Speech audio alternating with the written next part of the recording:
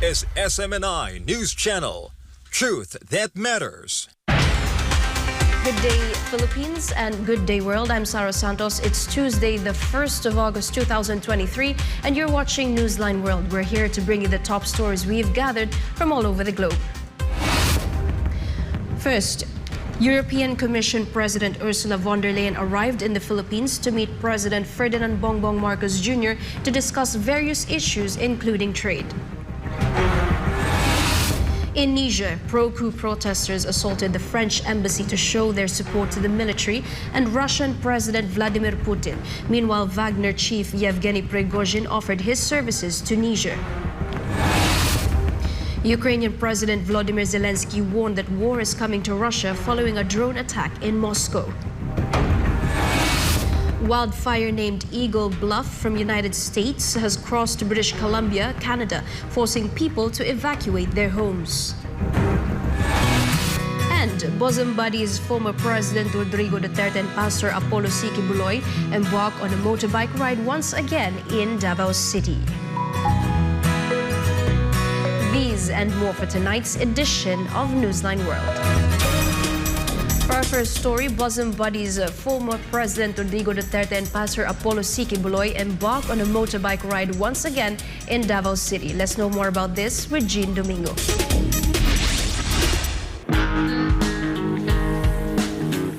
Former President Rodrigo Roa Duterte and Pastor Apollo Sikibuloy enjoyed the weekend exploring the streets of Davao City, this time passing over the newly inaugurated first segment of the Coastal Road, spanning 7.8 kilometers from Tulip Drive to Bago Playa. The Baweños spotted two familiar faces on Saturday afternoon, plying the roads of the city: the well-loved former President and City Mayor Digong, and Pastor Apollo of the Kingdom of Jesus Christ. Joining the motorcade are former Executive Secretary, Attorney Salvador Majaldea, and Attorney Garrison Gali, a litigation paralegal from California, USA. Some Davao-based aficionados also made it to the 10-man motorcycle group. After delighting some supporters with selfies at one snack joint, the motorbike convoy headed to the Davao City Coastal Bypass Road project. This is one of the major road projects included in the infrastructure modernization for Davao City that will provide support in the city's urban infrastructure development plan. The team's final stopover was at the former president's humble residence, where they conversed about relevant issues concerning the world today.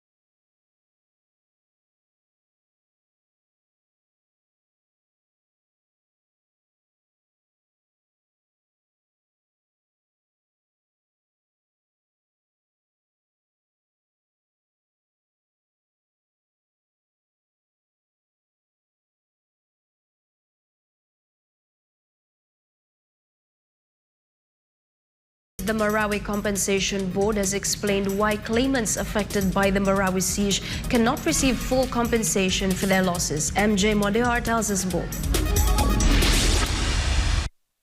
Kasalukuyan na tayo nagpoproseso ng tulong pinansyal para sa mga biktima ng Marawi siege upang sila ay makapagsimula muli. President Bongbong Marcos has mandated agencies to process financial assistance for the victims of the Marawi siege to aid them in their recovery efforts. This was discussed during the convening of the House Ad Hoc Committee on Marawi Rehabilitation and Victims' Compensation. According to the Marawi Compensation Board, over 2,000 claims have applied for compensations since it opened on July 4. On the first day alone, millions worth of claims were received. Doon pa lang sa application level, 400 million for structure and then 300 million for personal properties. 1 day pa lang yun, no? The board estimates that over 17,000 families are expected to apply for claims. Moreover, it clarified to claimants that they should not expect a 100% full refund for their lost properties during the war. They also provided advice for those with substantial claims, those who lost businesses, houses, buildings, and real estate properties during the 5-month war in the city. It cannot be approximated ng ganon, no, 100% kasi ang compensation is not really 100% na you will be compensated. As much as you can prove and as much as the board can adjudicate based on the evidence that you presented. There is a standard compensation for the families and those who lost their lives during the war. Each family will receive 350,000 pesos as assistance, regardless of the immeasurable value of the lives lost. Here is a standard compensation for the properties. For the structure, as we said, if it's totally damaged, it's 18,000 per square meter per story. So let's say 100 square meter yung bahay, 1.8 million. This year, the Marawi Compensation Board has a budget of 1 billion pesos to be distributed among the victims of the Marawi siege. The application for claims is open until July 2024. Nanunumbalik na ang sigla sa pamayanan, maraming proyekto ang nakumpleto at mga infrastrukturang naitatayo. To fulfill the President's statement, the Task Force Bangon Marawi is currently working tirelessly. Yeah, mga katingin ko, abot na tayo ng almost 90% given the new facilities that we have just started. However, for the local government, the Marawi rehabilitation is far from reality. The initial plan for turnover to the local government unit in December 2022 has been delayed again due to numerous unfinished projects. The lack of a water system in Marawi remains the biggest obstacle. Local officials are hopeful that they can complete the rehabilitation of their city as soon as possible. And this is not forgotten by President Marcos Jr. Papasalamat tayo sa ating mahal na Presidente at na ma-remind man lang yung mga department na kung saan kung may mga kulang na proyekto na nasa master plan ng Marawi Rehab, dapat ilagay na. So nagkakaroon tayo ngayon ng pag-uusap with the Armed Forces of the Philippines, the Governor and the Mayor and of course the Task Force Bangon Marawi. With that, local officials concerning the Marawi rehabilitation are hoping that a bigger budget will be allotted for the rehab next year. For Government of Philippines, MJ Mondihar, SMNI News. The National Disaster Risk Reduction and Management Council recorded more deaths with millions devastated by Typhoon Agay in the Philippines. Almar Forsuelo reports. The National Disaster Risk Reduction and Management Council, or NDRMC, announced that the recorded death due to Typhoon Agay and the enhanced southwest monsoon increased to 25 individuals. Of this number, 2 are confirmed, while the other 23 are still for validation. Meanwhile, the affected families due to the bad weather ballooned to more than 600,000, or equivalent to more than 2 million individuals. The said number came from 13 regions, 47 provinces, 441 cities and municipalities, and 4,111 barangay. On the overall number of affected, more than 300,000 individuals were temporarily staying in 737 evacuation centers. More than 35,000 houses were damaged by the typhoon, and of this number, more than 1,000 were fully damaged. For God and my beloved Philippines, Almar Forsuelo, SMNI News. 2 people have been found dead in Beijing's Mentogu district as heavy downpours battered the city and surrounding areas. The Chinese capital has been battling its heaviest period of rainfall since 2011. Emergency rescue operations are still ongoing. CGTN's Zheng Chunying has more from Beijing. I'm now in Fangshan district. It's not raining right now, but it was raining very heavily this afternoon. In fact, it's one of the worst hit areas in Beijing as the heavy downpour hit the city. Earlier, over 100 people were evacuated after being trapped in a logistics center in the region. No death or injuries have been reported yet, thanks to the timely evacuation efforts by the local government. And as you can see behind me, the traffic boards and trees were blown down, and many trees have been inundated. Authorities have issued red alert, which is the highest of its kind for floodings and heavy rainfalls, and warning that the Dashi River in the region, which is just the river behind me, could continue to flood, and telling people to stay away from the rivers. And in fact, the heavy downpour is affecting people all across the capital city and its surrounding regions as well. Beijing authorities have suspended all sports events and closed many public places such as tourist attractions, museums, and parks. And also, the extreme weather is affecting everybody's commute. The Capital International Airport in Beijing said on social media that it has canceled over 50 flights today alone, and Tianjin also canceled over 40 flights. And Beijing's authority said that such extreme weather will last until this Tuesday. So we'll keep you updated. Zheng Chunying reporting from Beijing, Fangshan district. Following the coup that happened in Niger last week, supporters gathered on the street in front of the French embassy to express their anger and show their support to the military as well as Russia and its president Vladimir Putin. Carla de la Peña reports. Thousands of demonstrators in Niamey gathered in front of the French embassy to show their discontent that France and the European Union have decided to cut off their financial assistance to Niger. They were heard shouting support for Niger's junta leader, General Abdurrahmani Tiani, and Russian President Vladimir Putin, although the Kremlin itself has called for the release of Niger's democratically elected president, Mohamed Bazoum. Reports say the coup supporters burned the flag of France in front of the embassy. Demonstrators were also seen throwing back tear gas at the building as columns of smoke rise in the surroundings. Pro-coup protesters said they want to send a message to those who were against the military takeover, including the United Nations, African Union, and Economic Community of West African States, or ECOWAS.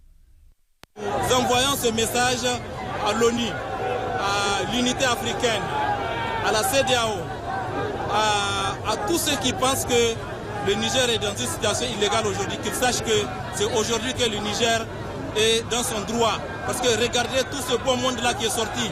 Si on leur demande de sortir hier pour manifester leur liberté, ils ne pourront pas le faire. Parce qu'aujourd'hui, il suffit de dire la vérité. Tu seras écroué en prison. Personnellement, je l'ai fait. Et aujourd'hui, j'ai eu la liberté de m'exprimer, de parler au peuple nigérien tout entier et de dire qu'aujourd'hui, nous sommes libres. L'Union africaine, l'ONU, la CEDEAO, l'IA doivent comprendre que le peuple du Niger a été détruit durant ces 13 ans. Et aujourd'hui, nous sommes en train de nous sommes réveillés par le CNLP que nous remercions infiniment. Je transmets par... In response to the coup in the African country, French President Emmanuel Macron declared that France would react promptly to any aggression against French interests in Niger. UN Secretary General Antonio Guterres expressed condemnation towards the military takeover, urging for Bazoum's immediate and unconditional release and calling on all parties to exercise restraint. West African nations implemented economic and travel sanctions against Niger's newly appointed military leaders. They used a stern ultimatum, vowing to resort to force if the deposed President Mohamed Bazoum is not reinstated within a week. La CEDEAO a dit que si les militaires d'ici 15 jours, le président Tchani n'a pas relâché Bazoum, ils vont intervenir. Nous, les anciens combattants du Niger, nous sommes prêts. On va se donner nous allons intervenir aussi, nous allons les aider, effectivement, pour protéger le pays. Mais même pas la CEDEAO, toute l'Afrique, s'ils peuvent, ils n'ont qu'à préparer leurs militaires, ils vont venir ici au Niger, nous aussi, on va les attaquer. Nous sommes prêts à mourir pour notre pays. Nous sommes prêts, même demain. Nous sommes des anciens combattants, nous sommes prêts à intervenir, à les aider. Parce que ce sont nos frères militaires, ce sont nos frères, ce sont des combattants comme nous. After attempting to set the embassy on fire and ransack it, the embassy security responded by firing tear gas to disperse the crowd without further escalation. While the attackers were attacking the doors, high-ranking generals of the Niger army arrived at the scene to intervene and disperse them. It can be remembered that Bosom had previously reached an agreement with France in 2022, which allows them to deploy their troops from Mali, their neighboring country to the west, to assist his government. Meanwhile, Russian paramilitary group Wagner's boss, Yevgeny Prigozhin, has hailed the coup. A voice message on Telegram channels associated with Wagner, which they said was Prigozhin, said that the paramilitary did not claim involvement in the Niger coup, but described the event as a long-overdue liberation from Western colonizers. He also offered the services of his fighters. Поэтому то, что произошло в Нигере, это не что иное, как борьба народа Нигера с колонизаторами, которые пытаются навязывать им свои правила жизни, свои условия и держать их в состоянии, которое было в Африке сотни лет назад. И сегодня это фактически обретение независимости. Все остальное, безусловно, зависит от самих граждан Нигера и зависит от того, насколько эффективно будет осуществляться управление. Но самое главное одно – это избавление от колонизаторов. Reporting, this has been Carlo de la Peña, SMNI News. Meanwhile, in the Middle East, dozens of active reservists in Israel's top special forces unit threatened not to show up for work days after the country's parliament passed the first bill of a controversial judicial overhaul. Tricia Molina has the details. Nearly 170 active reservists in Israel's top special forces unit said they will no longer volunteer for service as protests over the government's plan to overhaul the country's judiciary rippled within the Israeli society and the military. Letters signed by thousands of reservists over the last 7 months have up to now mostly remained threats. But this week, the situation could possibly take a different turn after 161 Air Force personnel announced they will stop their service once the legislative changes will push through. As the crisis deepens, the Israel Defense Forces Chief of Staff Herzi Halevi reminded the protesting reservists of the great responsibility assigned to the military, no other than protecting the state of Israel and its civilians. אתמול היה יום של שיא בעוצמות המחלוקת בחברה הישראלית. בתוך הטלטלה הזו, על צה"ל מוטלת אחריות גדולה להגן על מדינת ישראל ועל אזרחיה. ימי מחלוקת ומשבר דורשים להדגיש את המשותף והמאחד. משימת ההגנה על המדינה היא המחויבות העמוקה שלנו. A report by the International Institute for Strategic Studies, or IISS, previously ranked the Israel Defense Forces as the best equipped, best trained, and most capable in the region, while the 2023 Military Strength Ranking, released by Global Firepower, placed Israel among the top 20 nations based on current available firepower. Despite massive protests, the Israeli parliament, known as the Knesset, passed the first bill of the controversial measure last week. Under the so-called reasonableness bill, the measure removes the court's power to veto government decisions based on them being unreasonable, to which opponents argue will severely undermine the country's democracy. The next step of the judicial reform is due to be voted on in the parliament as early as autumn. Reporting for Newsline World, this has been Tricia Molina, SMNI News. A week after the Israeli government passed the controversial judicial reform bill, leader of the opposition Yair Lapid demanded the legislation be frozen for 18 months or until 2025 as a precondition to resume negotiations with the coalition. But as Lapid clarified, this would require a 2/3 majority. Monday last week, the bill passed its third and final reading with 64 votes in favor and 0 against, following 30 long hours of debate in the Knesset. Under the reasonableness bill, the review of government decisions would be limited. The Yesh Atid party leader announced that they will appeal to the Supreme Court the law recently passed by the government. Wednesday last week, Israel's highest court said it would review legal challenges to a divisive new law that weakens its power. Civil society groups also filed petitions asking the Supreme Court to strike down the said recently enacted law. Protesters took to the streets for the 30th consecutive week, demonstrations to oppose the controversial bill. Lapid also slammed the Netanyahu government and said, this is the most serious crisis we have ever faced, and it was not caused by our enemies, but by an extremist and radical government. Meanwhile, on Monday, July 31st, Lapid said joining the Netanyahu government would ruin Israel rather than save it if his party was to join Likud. In other news, an out-of-control wildfire named Eagle Bluff rages in Canada, prompting authorities to issue an evacuation order last Saturday night. Justine Nazario reports. The UN's World Meteorological Organization, or UNWMO, said that climate change has spurred a surge in extreme weather reports. This include Canada's historic wildfires and the dangerous ongoing record heat wave in the US and other countries. A wildfire named Eagle Bluff Fire, which crossed over from the U.S. state of Washington, is approximately 4 kilometers or 2.49 miles from Osoyoos and covers an estimated area of 885 hectares or 2,200 acres on the Canadian side of the border. On the U.S. side, it was approximately 2,000 hectares in size, according to the British Columbia Wildfire Service. Canada's Osoyoos, with an area population of about 6,700, is facing a serious threat as the fire continues to spread. As of Sunday, a total of 732 properties have been under evacuation orders and 2,094 properties are under evacuation alerts. Emergency support has been sought by 132 people. Canada's British Columbia Wildfire Service is actively responding to the incident with initial attack crew personnel, helicopters, structure protection personnel, and heavy equipment. Consequently, the evacuation order spans the area north of the Canada-United States border to the intersection of Highway 97 and Highway 3, as well as west and north along Highway 3. Authorities are closely monitoring the situation, with resources being focused on the eastern flank of the fire. As a result, the situation remains critical, and residents are urged to comply with evacuation orders to ensure their safety. Reporting, this has been Justine Nazario, SMNI News. In other news, multi-billionaire Elon Musk reportedly denied access to Starlink in Crimea to prevent a strike on Russia. Hans Marshall has the details.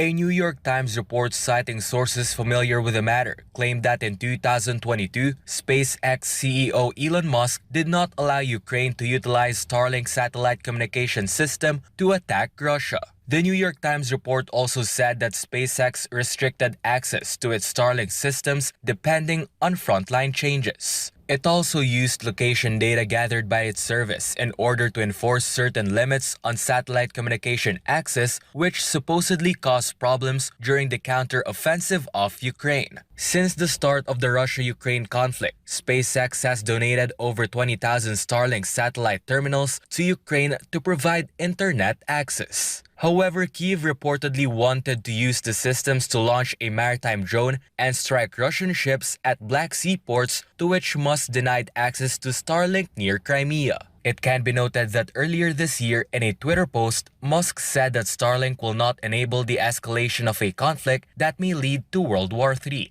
Meanwhile, in June of this year, the Pentagon announced that it had awarded a contract to SpaceX for Starlink satellite communication services in Ukraine, but details on the matter remain confidential. This comes after Musk announced in October 2022 that the operation in Ukraine would cost $20 million a month and could not be sustained indefinitely. This is Hans Marshall reporting, SMNI News. Ukrainian President Volodymyr Zelenskyy made a warning hours after a drone attacked the Russian capital of Moscow. The details from Jane Cognita.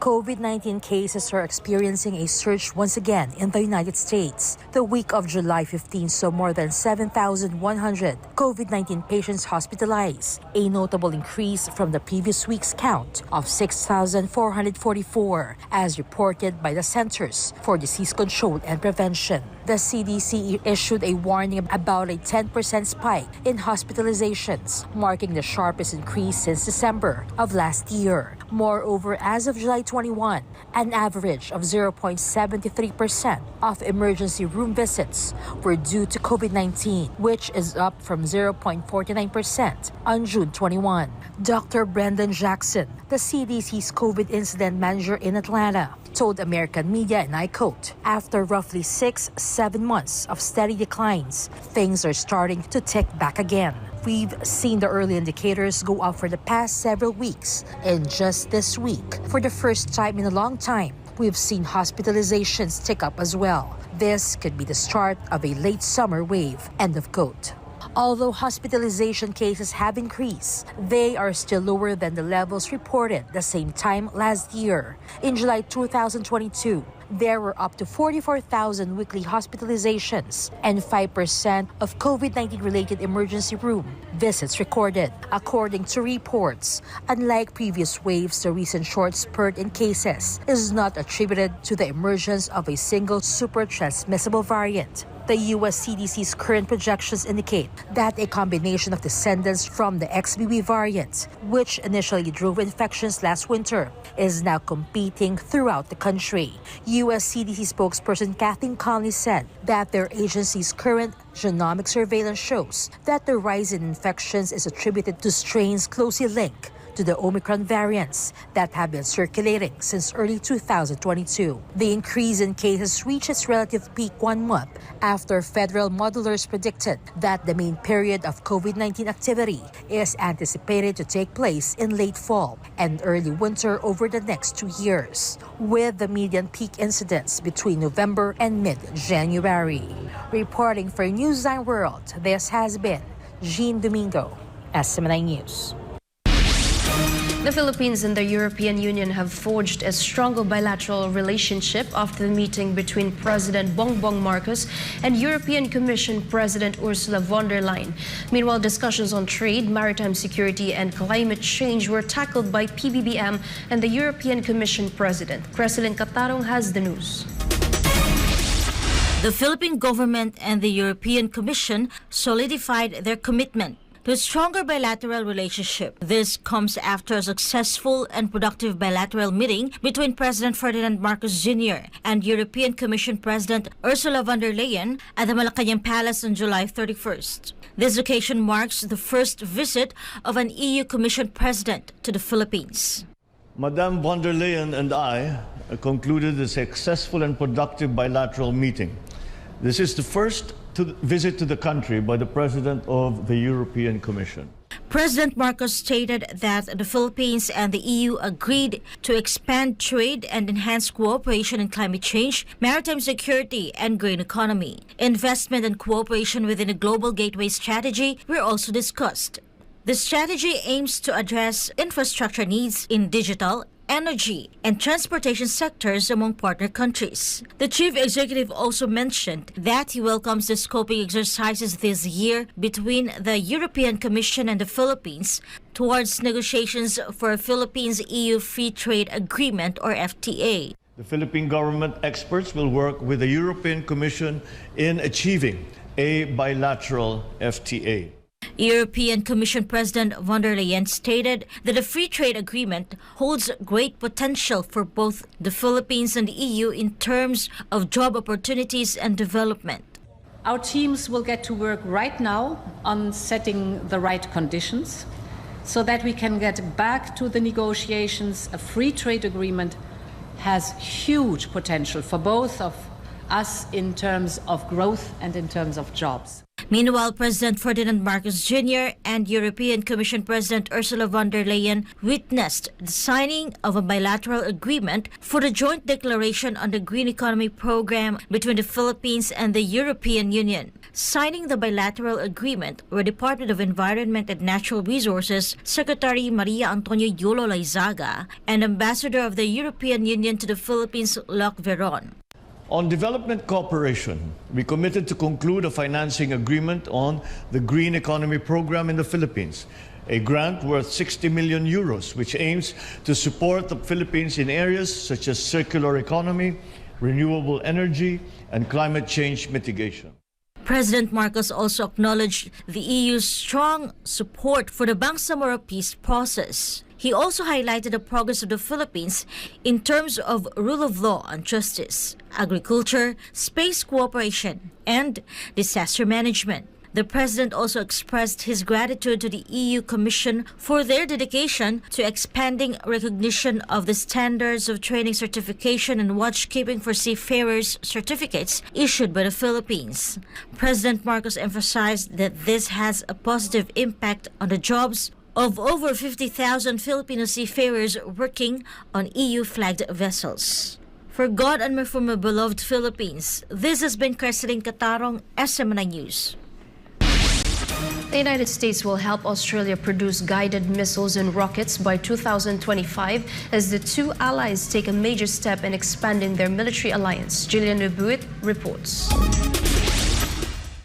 US will seek to boost its shrinking weapons stockpiles by helping Australia develop a missile manufacturing and exporting industry. Australian Defence Minister Richard Marles announced the project after meetings with US Secretary of State Anthony Blinken and Defence Secretary Lloyd Austin III in the city of Brisbane. Marles expressed hope that missile manufacturing could begin in Australia in the next 2 years. Meanwhile, U.S. Secretary of Defense Lloyd Austin said the plan, which would mutually benefit both countries, would help the United States to sharpen its technological edge and strengthen its defense industrial base, as he affirmed stronger U.S. military presence in Australia. We continue to increase the rotational presence of U.S. forces in Australia. This includes maritime patrol and reconnaissance aircraft, which will enhance our maritime domain awareness in the region. We're also introducing new rotations of U.S. Army watercraft and expeditionary submarine visits to Australia. These efforts will bolster deterrence by strengthening our interoperability and enhancing our sustainment and logistics capabilities for critical missions. Marles expressed hope the two-day meetings known as the Australia-United States Ministerial Consultation held in Brisbane heavily focused on regional security and military cooperation. After the talks, Marles and Austin travelled to North Queensland to observe the ongoing exercise Talisman Sabre, participated by 30,000 troops from 13 countries. The massive joint military exercise, however, were put on hold on Saturday after an Australian military helicopter participating in the war games crashed into the ocean, killing 4 soldiers. Reporting from New South Wales, this has been Gillian Lebuit, SMNI News, Australia. Still in Australia, the country's fleet of European-made MRH-90 Taipan helicopters will be grounded after it crashed while participating in multinational drills in Australia. Andrea Santos reports. Australia's 45-strong fleet of MRH-90 Taipan helicopters would cease flying until further notice after one of them crashed into the ocean during a military exercise. The old Taipan helicopters have been repeatedly grounded in the past after officials complained they are difficult to maintain and that its spare parts is not always available. Australian Army Chief Lieutenant Simon Stewart said they're not going to use the military aircraft until it is declared safe. The aircraft crashed last week while taking part in a multinational military exercise known as Talisman Sabre, which features 30,000 military personnel from Australia, US, and several other nations. Debris from the aircraft has been found, but the 4 crew members are still missing. Around 800 Defense and Emergency Services personnel have joined the search for the 4 missing crew members. Meanwhile, Defense Minister Richard Marles said authorities have lost hope finding alive the missing military personnel, with search efforts changed to recovery efforts following the catastrophic incident. Investigators have arrived on Sunday while the reason for the crash is still unknown. The crash was the second emergency involving an Australian Taipan this year. In March, the same type of aircraft ditched into the search off the coast of the state New South Wales while on training exercise. Reporting, this is Sarah Santos, SMNI News. Meanwhile, for the first time in Colombia's history, the son of a president has been arrested by authorities. Let's find out why with David Lira. Over the weekend, Nicolas Petro, the son of President Gustavo Petro, has been arrested by authorities along with his ex-wife, Lourdes del Carmen Vasquez, as part of a probe.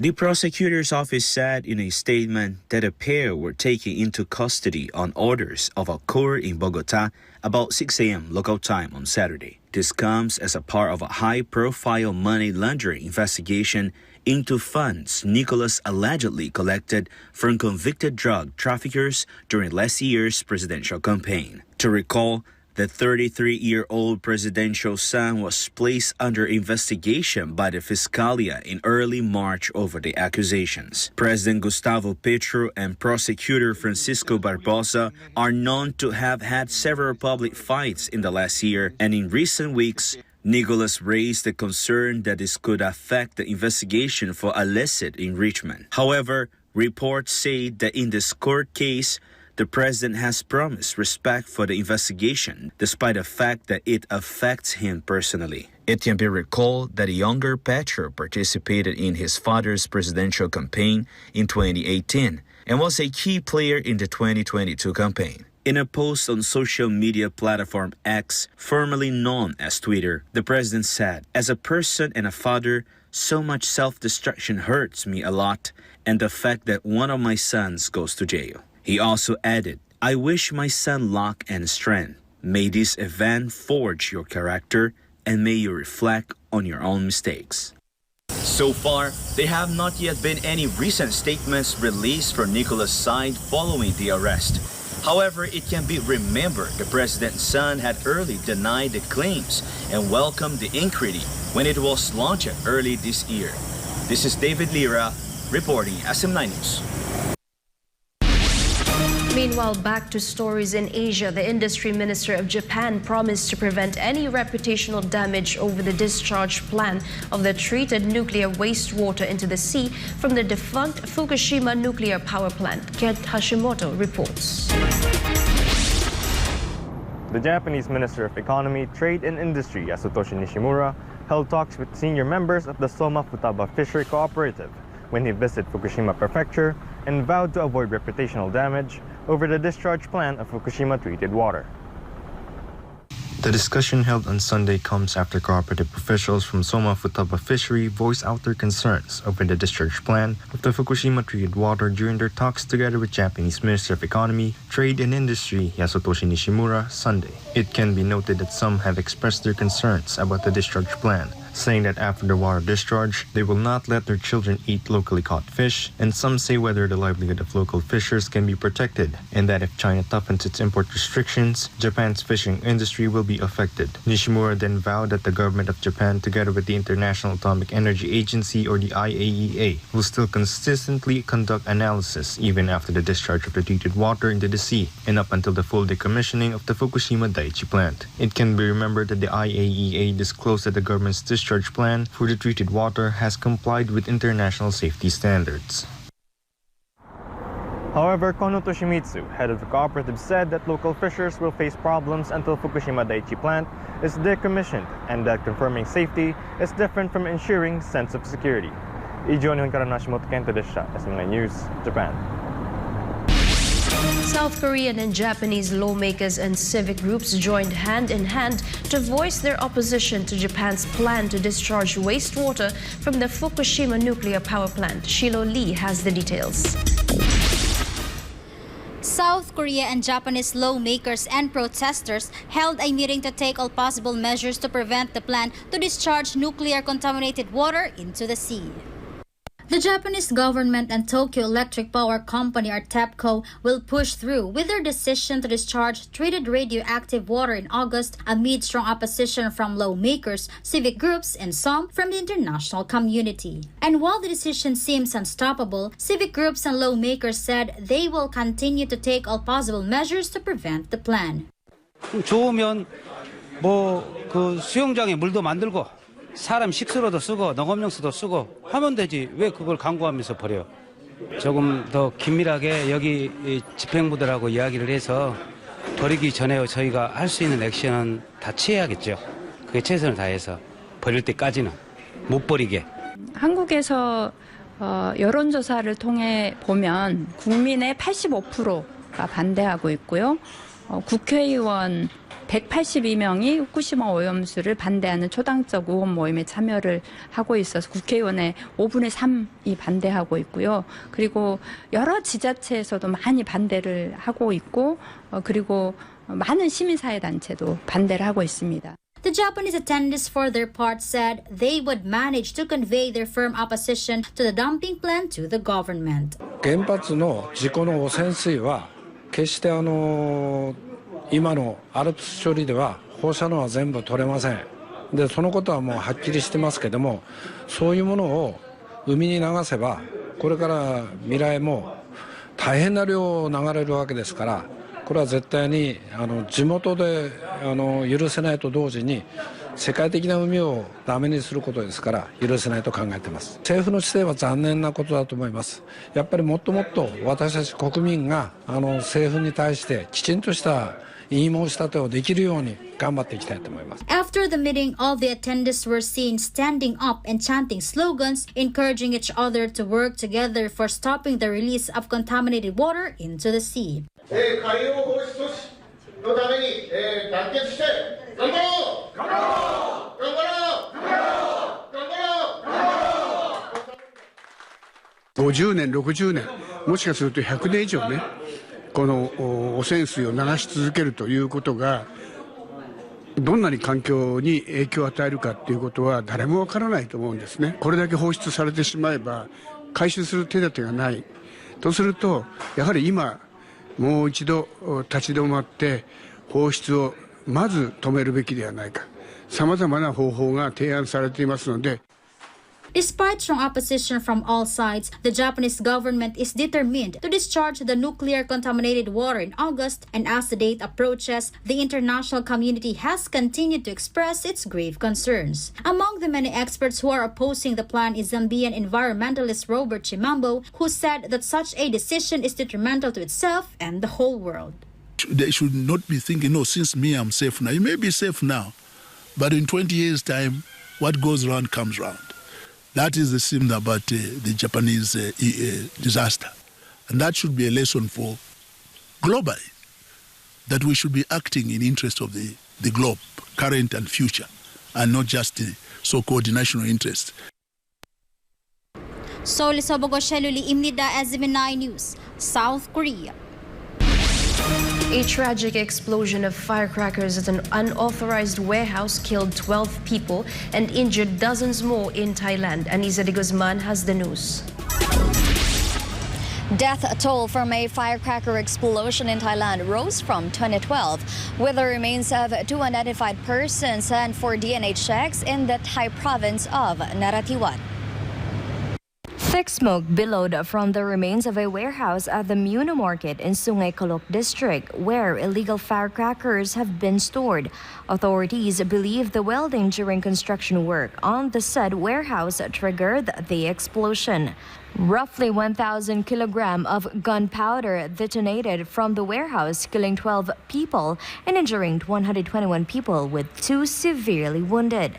Of this number, at least 111 individuals or more had been discharged from hospital. Approximately 300 houses or more have been damaged by the blast. ใช่ครับผมก็เลยยืนช็อกครับช็อกอยู่ว่าพ่อผมแล้วก็น้องผมอยู่ข้างในบ้านก็เข้ามาช่วยก็ไม่ได้ใช่ไหมครับไฟกำลังลุกอยู่ก็มันระเบิดอยู่วินาทีตอนที่ผมมาพอไฟดับใช่ไหมครับผมก็เดิน ออกมาเห็นหลานผมนอนเสียชีวิตอยู่ไฟไหม้ครอบอยู่แล้วก็น้องสาวแล้วก็พ่อนอนเป็นเท่าฐานหมดแล้วครับไหม้หมดเลยทั้งตัวก็ช็อกครับ บ้านนี้เหลือแต่ผนังบ้านอย่างเดียวหลังคาอะไรห้องนอนอะไรพังหมดอะไรตู้อะไรเสื้อผ้าไหม้หมดผมออกแต่เอาลูกนึกถึงลูกก่อนอะไรนั้นไม่เอาอะไร วันนี้ภารกิจวันนี้เราก็สำรวจความเสียหายของบ้านเรือนแล้วก็ยังมีผู้ตกค้างที่สูญหายหรือไม่ถ้าสูญหายเราจะได้ค้นในซากปรักหักพังเพราะว่าตอนนี้อยู่ในที่ของอยู่ในการดำเนินการของชุด EOD หาหลักฐานดูก่อนว่าถ้าได้หลักฐานครบเราก็อาจจะลื้อดูซากที่เหลือว่าจะมีคนโดนซากอาคารทับอยู่หรือไม่ครับตอนนี้ Meanwhile, owners of the ill-fated warehouse faces charges of negligence. Invoking martial law, troops and provincial police seized 133 cardboard boxes and 20 sugar sacks containing fireworks and pyrotechnic materials from 4 nearby shops authorities declared as illegal. The items seized belong to the owner of the ill-fated fireworks warehouse. Di siya nanisa di Guzman Drangan Chakontep Mahanakon, SMNI News, Protetay, Sawadika. In the Philippines, the Department of Agriculture said that possible rice importation will be discussed in a meeting on Tuesday. Margaret Gonzalez reports. According to the latest data from the National Disaster Risk Reduction and Management Council, the amount of damage caused by Typhoon Egay has already reached almost 2 billion pesos. Rice crops, corn, and other high-value crops, as well as livestock, poultry, and fisheries, have been struck with the calamity. President Bongbong Marcos, on the other hand, worries about the country's food security in the aftermath of the typhoon and the potential impact of El Nino. To address these challenges, President Marcos is eyeing a strategic measure that is for rice importation with India to prevent having a shortage. I'm thinking in terms not only of Region 2 or Region 1, I'm thinking about the national supply for rice. Because ini-import lahat ng Indonesia, nagsara ang Vietnam, maghahanap na naman tayo ng bagong India, nagsara. Pero I think I can make a deal with India. Baka meron tayong mapakiusapan doon. But we have to start importing already. Vietnam says they put na ilabas na raw nila lahat ng kanilang ilalabas. So Thailand pwede pa. This Wednesday, President Marcos will have an interagency meeting wherein rice importation will be discussed, according to DA spokesperson Rex Estoperes. We have to finalize, no? Si Presidente lang naman ang may authority dyan, no? Yung powers to do that, yung government-to-government deal with India. Tayo naman kasi marami tayong mga relationships so far, no? Yung mga dati natin mga deals with Vietnam, Thailand, and India. And even Pakistan. No? On the other hand, Estoperes expressed that it's time to widen the government rice production instead of depending on private sectors. The DA is now implementing some interventions such as distributing rice seeds to the affected farmers. 11,871 bags of rice seeds na binigay, 14,426 bags of corn seeds, and 2,582 kilograms of assorted vegetable seeds. Ito yung mga tinamaan ng Egay din sa CAR, yung Cordillera Administrative Region, Region 1, 2, and 3, Calabarzon, Mimaropa, Region 6, and Region 13. The agency also assures that government still has enough and fair rice to be distributed to the affected residents. For my country and beloved Philippines, this has been Margaret Gonzalez, SMNI News. A lawmaker expresses support for President Bongbong Marcos' call to grant amnesty to rebel returnees as a step to end armed struggles and deception among Filipinos. Jade Calabroso reports. A congressman declared support for the proposal of granting amnesty to rebels who will return to the fold of the government. This is in line with President Bongbong Marcos' announcement during his second State of the Nation address that he will issue a proclamation granting amnesty to rebel returnees. According to Deputy Majority Leader and Tingog Party List Congressman Jude Asidre, this shows the president's determination to end the decades-long insurgency in the Philippines. Honestly, I was, when I first heard it, narinig ko yun, I was actually surprised, and pleasantly surprised with the president. It shows his determination talaga na matapos na ang problema natin sa insurgency, and it shows the right attitude with regards to peace building. Under Section 19, Article 7 of the 1987 Constitution, the President has the authority to grant amnesty with the concurrence of a majority of all the members of Congress. Fidel V. Ramos was the first president to grant amnesty to rebels when he issued Proclamation number 347 in March 1994. Meanwhile, former President Rodrigo Duterte issued 4 proclamations in 2021, granting amnesty to members of the Communist Movement, Moro National Liberation Front, and Moro Islamic Liberation Front. Meanwhile, Congressman Isidre vehemently condemns all forms of violence perpetrated by the CPP, NPA, NDF. We always condemn violence in all its forms. Well, the CCP-NPA, of course, kung magpatuloy yung pamamaraan nila, para sa akin, Jade, walang justification for violence in any form. The lawmaker also supports the National Task Force to End Local Communist Armed Conflict, or NTF-LCAC, in achieving peace and development in rural areas. What we're happy with the NTF-LCAC is that we are able to present a pro-development approach in solving the insurgency problem. Hindi naman sa lahat ng pagkakataon, bala rin ang katapat ng bala. Nakikita natin kahirapan, pag nawala ho ang kahirapan, pag nabawasan ang kahirapan, naipabot natin ang serbisyo ng gobyerno. Siyang ginagawa ng LCAC, malaking bagay po yun, hindi lang sa pansamantalang kapayapaan, kundi sa pangmatagalang pag-unlad ng ating mga kanayunan, which we fully support. When asked about increasing the budget of NTF-LCAC, here is the lawmaker's response. Well, suportahan natin yung mga not just for the anti-insurgency context ng programa, pero alam ho natin at kitang-kita ho natin na direkto ho sa tao ang benepisyo ng mga programa ng LCAC. Nakikita ho natin yon dun sa paggawa ng mga classroom, pagbubukas ng mga daan, at ang epektong maganda ho sa LCAC at kaya tayo susuporta doon is yung long-term talaga na solusyon na binibigay nito. Hindi lang yung pangsamantalang nawala yung insurgency, kundi yung mga nasa ugat mismo ng insurgency ina-address ho natin. Based on the data from the government's Anti-Communist Task Force, it is estimated that almost 36,000 former rebels have returned to the government. For God and my beloved Philippines, this has been Jade Calabroso, SMNI News. Turkey urged Sweden to take concrete steps to prevent the burning of the Quran after several protests which involved desecration of the holy book in Stockholm and Copenhagen enraged the Muslim world. Sarah Santos has the details. In a recent phone call, Turkish Foreign Minister Hakan Fidan told his Swedish counterpart Tobias Billström that the desecration of the holy book sacred to the Muslims under the guise of freedom of expression was unacceptable. Fidan also strongly condemned the surge in attacks surrounding Quran and said Turkey is in serious discussions with Muslim countries and with nations allowing such incidents to happen. Both foreign ministers also discussed Sweden's membership application, set to be discussed in the Turkish parliament when it reopens in October. In a recent press conference, Fidan acknowledged the steps taken by Stockholm to address Turkey's security concerns, but said the Nordic countries still needs to take further steps. To recall, the Turkish foreign minister earlier this month said that the failure of the Swedish authorities to prevent Quran burning protests in their country is raising security concerns and makes the Nordic countries' credentials for NATO membership questionable, as it represents an image of a country that brings problems to the alliance instead of more power.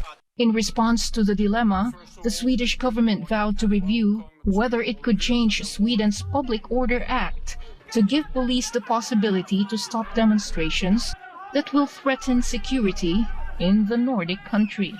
Reporting, this has been Sarah Santos, SMNI News. NASA's mission control in Houston, Texas recently experienced a power blackout that lasted for 1 hour and a half. The power outage meant the entire crew inside the International Space Station, which include astronauts and cosmonauts from different countries, had no means of communication with ground control. Francine Sagarino has the rest of the story. UAE astronaut Sultan Al Niyadi experienced several historic firsts while inside the ISS. A recent addition to that list includes losing contact with the Earth for 90 minutes straight. The power failure was caused by upgrade work at the Johnson Space Center. The temporary fault forced NASA to rely on backup controls for the first time since the space station was launched in 1998. The space agency assured the power outage did not pose a safety risk to the crew. The Emirati astronaut is entering the final weeks of his historic mission in space as he is due to return to Earth in mid-August. He made history as the first Arab to carry out a long-duration space mission, as well as the first to perform a spacewalk in April. Reporting, this has been Francine Sagarino, SMNI News.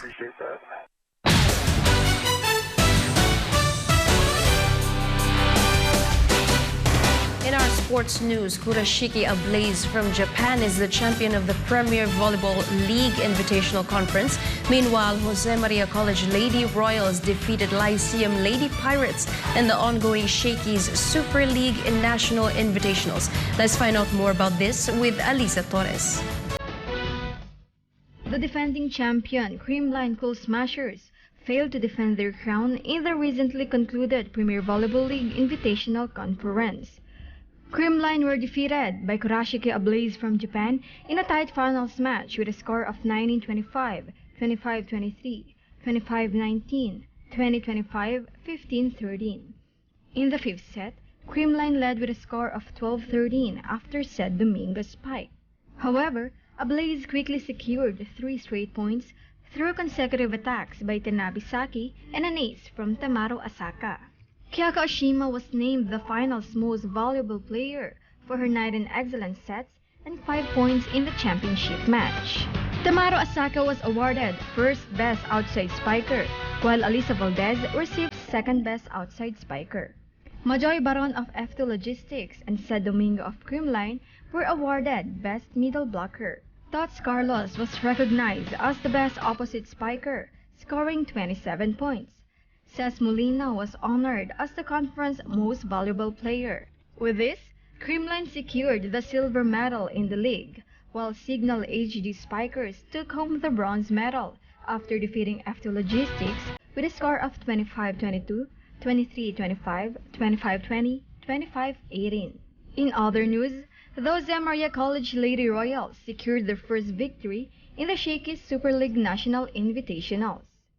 This was after they defeated NCAA runners-up Lyceum of the Philippines University Lady Pirates in 4 sets with a score of 24-26, 25-19, 25-22, and 26-24. Joma Palero led the Lady Royals with 18 points, followed by Micaela Oliveros with 15 points. At present, GMC vies a record of 1 win and 1 loss in Pool C of the tournament. Reporting, this has been Alisa Torres, SMNI News. And before we end, may you be inspired with a message of the appointed Son of God.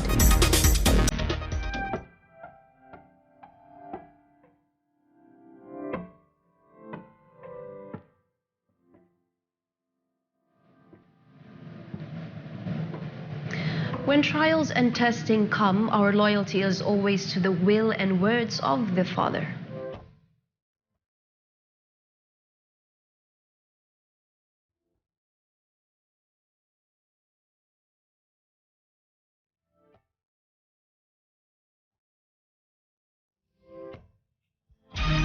And that's all for today's edition of Newsline World. For more news update, you may visit SMNINewsChannel.com or follow us on our official social media accounts on Rumble, Facebook, and Twitter. For God and my beloved country, the Philippines, I'm Sarah Santos. Thank you for watching Newsline World. And thank you to our beloved Pastor Apollo Sikibuloy, for the opportunity to be a part of this program. May you continue to listen on SMNI as it delivers nothing but fair, truthful, and balanced news, because as SMNI is your source of credible